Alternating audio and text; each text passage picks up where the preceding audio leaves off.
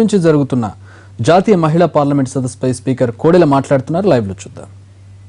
వాళ్ళు పెళ్లి చేసేవాళ్ళు, చేయించేవాళ్ళు, మంగళ వాయిద్యాలు మోగించేవాళ్ళు, హాల్ ఇచ్చిన వాళ్ళు దాని చట్టంలో పేర్కొనబడింది. అయితే బాల్య వివాహాలు ఆపడానికి కానీ కేసుల నమోదుకు అనేక ఒత్తిళ్లు, పొలిటికల్ ఒత్తిళ్లు, ఏదో పేదవాళ్ళు చేసుకుంటున్నారా అనేది చట్టాల్లో లోతులు. కానీ మహిళా ప్రతినిధులు కూడా కనీసం గ్రామ 33%, 50% ఉన్నారు. పంచాయతీ, జడ్పీ వీళ్ళు ఆ చట్టాల అమలు కోసం ఒత్తిడి తేవట్ల ప్రభుత్వాల మీద, ఎంపీలు తేవట్ల, ఎమ్మెల్యేలు తేవట్ల.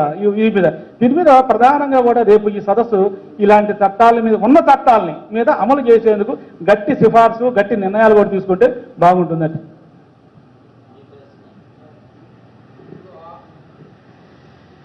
ఆడబిడ్డలంటే మామిడి చెట్టు దీన్ని బాగా కాసిందనుకోండి, మడిగుడ్డ చుడితే దొంగతనం ఆగుద్దా? కర్ర తీసుకుని మనిషి నిలబడితే దొంగతనం ఆగుద్ది. అట్లాగే చట్టాలు మడిగుడ్డ లాంటివి. ఆడబిడ్డలు మామిడి చెట్టు లాంటి వాళ్ళు.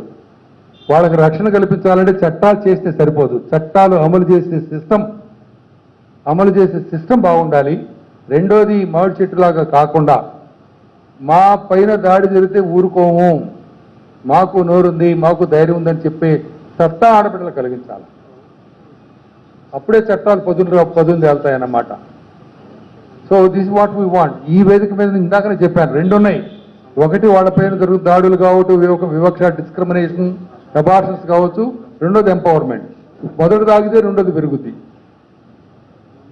దానికి వాయిస్ ఇవ్వాలి మనం, ఆడబిడ్డలకు వాయిస్, ఆ ధైర్యం ఇవ్వాలి. చట్టాలు ఎస్ వచ్చినాయి, నిర్భయ చట్టం వచ్చింది, లేదా మామూలుగా మహిళా పోలీస్ స్టేషన్ వచ్చినాయి, చట్టాలు వచ్చినాయి. అమలు చేసేది ఎప్పుడు ఆడవాళ్ళు గొంతెత్తి అడుగుతున్నారు అంటే వస్తాయి. ఆ ధైర్యాన్ని కలగజేయడమే దీని మెయిన్. మిగతా కూడా చేస్తాం. చట్టాలు చేయడానికి ఇది ఒక బెంచ్ మార్క్ కావాలా. ఇక్కడ చేసేటువంటి సిఫార్సులు ఫాలో. ఇంకొకటి కూడా ఏంటంటే, బహుశా ఎవ్రీథింగ్ గోస్ వెల్, ఇది వార్షిక కార్యక్రమం కావాలి. ఎవ్రీ ఇయర్ ఇలాంటి సదస్సు పెట్టాలి. అప్పుడే పెరుగుతుంది, దాని మీద గ్రావిటీ పెరుగుతుంది, స్ట్రెంగ్త్ పెరుగుతుంది. ఆ ఆలోచన కూడా ఉంది. గౌరవనీయ స్పీకర్ గారికి నమస్కారం సార్. ఇప్పుడు ఎంపవర్మెంట్ ద్వారా మహిళలు రోడ్డు మీదకి వచ్చి వాళ్ళు సెల్ఫ్ ఎంప్లాయ్మెంట్ ద్వారా కానీ రకరకాలుగా వాళ్ళ స్వయం సమృద్ధి అవ్వడానికి ఉపయోగపడుతున్నాయి.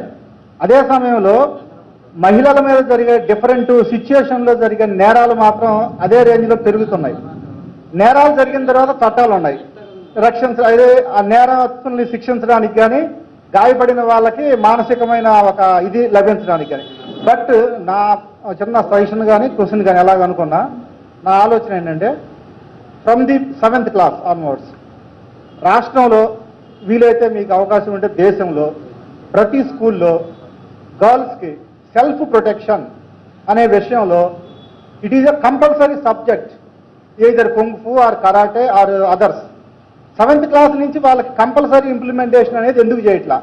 నేరం జరిగిన తర్వాత వాళ్ళని రక్షించడానికి మనం చట్టాలు చేస్తున్నాం, కానీ వాళ్ళకి వాళ్ళు మగరాయిల్లాగా మన రోడ్డు మీద we are equal to the men లేదా వీఆర్ ఈక్వల్ టు బాయ్స్ అనే ఒపీనియన్ ఫ్రమ్ ది బిగినింగ్ వాళ్ళలో కలుగు చేసే విధంగా ప్రభుత్వ పరంగానే ఇది జరుగుద్ది. మేము ఎన్ని రాసినా సరే అవి మీ దృష్టికి వెళ్ళడం అనేది చాలా సందర్భాల్లో సాధ్యం కాదు. ఇది ఒక వేదిక, ఇప్పుడు పార్లమెంటేరియన్ సదస్సు, దాంట్లో దీనికి సంబంధించిన కోణంలో ఏదైనా ఒక తీర్మానం చేస్తే every school from 7th class compulsory self protection class. ఒక వెహికల్ కొన్నారు అనుకోండి, ఇంట్లో షెడ్లో పెడితే యాక్సిడెంట్ జరగవు కదా. బజారుకి పోతే రోడ్డు ఎక్కితేనే యాక్సిడెంట్ జరిగే అవకాశాలు. అది కూడా స్పీడ్ పెరిగితే యాక్సిడెంట్ అయ్యే అవకాశాలు ఎక్కువ అవుతాయి. 50 కిలోమీటర్లు తక్కువ స్పీడు, ఏ యాక్సిడెంట్ జరిగే అవకాశం తక్కువ. 100 కిలోమీటర్లు ఎక్కువ ఉంటాయి. అట్లాగే ఆడపిల్లలు హౌస్ వైఫ్స్గా ఉండి గతంలో లాగుంటే వాళ్ళ మీద ఏం జరగవు, ఎక్సెప్ట్ డిస్క్రిమినేషన్. వాళ్ళ చదువుతున్నారు, ఉద్యోగాలు చేస్తున్నారు, వ్యాపారాలు చేస్తున్నారు, they are expose to society. అలా ఎక్స్పోజ్ అయినప్పుడు ఇలాంటివి జరిగే అవకాశాలు పెరుగుతాయి. యూటిలిజం కావచ్చు, హెరాస్మెంట్ కావచ్చు, అట్రాసిటీస్ కావచ్చు, రేప్స్ కావచ్చు, కిడ్నాప్స్ కావచ్చు, పెరుగుతున్నాయి కదా. ఇళ్లలోంచి బయటికి పోతే జరగవు, కానీ అంత మాత్రం చేత బండి ఆడబిడ్డలు ఉన్నది ఎందుకు? పోవాలి, ధైర్యంగా చదవాలి, ఉద్యోగాలు చేయాలి. సో దానికి తోడు వాళ్ళకి కుంఫు ఒకటే కాదు, కుంఫు ఇట్లాంటి సెల్ఫ్ డిఫెన్స్ మెకానిజం ఒకటైతే దానికన్నా వాళ్ళకు ధైర్యం రావాలి. ధైర్యం. ఆ ధైర్యాన్ని మనం ఇవ్వాలా. దానికి వాళ్ళకి పెద్ద బరువు ఎత్తు లావు ఉంటేది కాదు. That is inbuilt. ఆ ధైర్యాన్ని మనం ఇవ్వాలా. ధైర్యం ఇస్తే సమస్యకు పరిష్కారం వస్తుంది. దానితో అప్పుడు ఇవన్నీ నేర్చుకుంటే ఉపయోగం ఉంటుంది. కానీ అది ఫస్ట్ నా ఉద్దేశం. బట్ దాంత మాత్రం చేత వాళ్ళని చదివించకుండా లేదా ఇంట్లో పెడితే దే సేఫ్ అని అనుకుంటే ఉండదు. చదివించాలా, ఉద్యోగాలు చేయించాలా, గౌరవంగా సంపాదించుకునే అవకాశాలు ఇవ్వాలా, ఇవన్నీ చేయాలా. ఆ దానిలోనే మన ప్రొటెక్షన్ కూడా కవర్ చేసుకోవాలి. స్పీకర్ గారు, అంటే ఇప్పుడు జరుగుతున్నటువంటి ఈ హ్యూమన్ కాన్ఫరెన్స్ సంబంధించి ప్రపంచవ్యాప్తంగా ప్రచారం అనేది చాలా ఇంపార్టెంట్. గూగుల్ లాంటి వాటిలో సైన్లో, అంటే గూగుల్లో ఎక్కడ ఏం జరిగినా వాడు ఆ రోజు ఉండే మొత్తం ప్రాముఖ్యతను తెలియజేస్తుంది. అలాంటి దానికి ప్రయత్నం చేస్తే బాగుంటుందని నా మొదటి సలహా సార్. అంటే గూగుల్లో మీకు వరల్డ్ వైడ్ అంతా దాన్ని వీక్షిస్తారు. ఉమెన్ పార్లమెంట్ అనేది గూగుల్ సైన్లో చెప్పడం జరుగుతుంది. మన అధికారులతో ప్రయత్నం చేస్తే బాగుంటుంది. రెండోది, మినిట్ టు మినిట్ ప్రోగ్రామ్ ఇప్పుడే వచ్చిందంటున్నారు. ఎవరు ప్రముఖమైన వ్యక్తులు ఎవరు వస్తున్నారు, కొంచెం వివరాలు ఇస్తే బాగుంటుంది. ఇప్పుడు మీడియా ప్రచారం, సోషల్ మీడియాలో ప్రచారం సుమారుగా 30-40 రోజులు ఇప్పుడు జరుగుతుంది. అది గూగులే కావచ్చు, ఫేస్బుక్ కావచ్చు, ట్విట్టర్ కావచ్చు, జరుగుతూనే ఉంది. ఇవాళ సినిమా హాల్స్లో ప్లే చేస్తున్నారు, ఛానల్స్లో స్పెషల్ డిస్కషన్స్ వస్తున్నాయి. అదేవిధంగా వసుంధర లాంటి, వనిత లాంటి వాటిలో వస్తున్నాయి. అదేవిధంగా ఇంపార్టెంట్ సింధు లాంటి వాళ్ళు, ఇంకా ఆడబిడ్డలు, మగవాళ్ళు అందరూ కూడా ఉమెన్ ఎంపవర్మెంట్ గురించి స్మాల్ కుకీస్ ఇస్తే ప్రచారం చేస్తున్నారు.